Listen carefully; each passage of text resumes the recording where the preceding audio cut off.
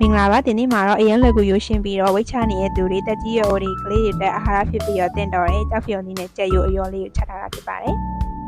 ကြောက်ဖြုံသီးကိုတော့ဒီ site သေးလေးကိုတုံထားပါတယ်ပြီးရင်အခွန်လွှမ်းမယ်အထက်အဆစ်လေးတွေဖယ်လိုက်ပါတယ်လိုချင်တဲ့ site ကိုတုံပြီးတော့ရေတခြားဆင်အောင်ဆေးပြီးတော့ရေစစ်ထားပါမယ်သားမုံလေးနဲ့ငှက်တဲပြီးတော့နှဲ့အောင်နေထားလိုက်ပါမယ်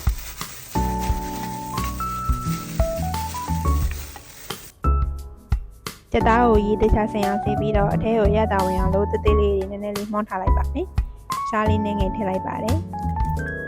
ဒီရနဲ့ငပြရေးရဲ့နွနွမုံလေးနဲ့ငယ်ရေးထည့်လိုက်ပါတယ်။ဒီရတာထဲကိုစိတ်ဝင်အောင်လို့တခြားလေးနေလိုက်ပါမယ်။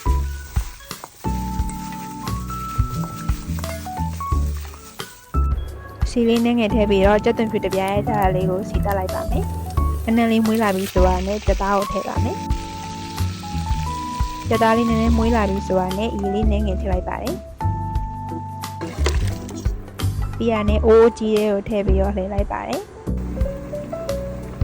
ပွက်ဆူလာပြီဆိုတာနဲ့ကြောက်ဖြုံလေးကိုထည့်ပါမယ်။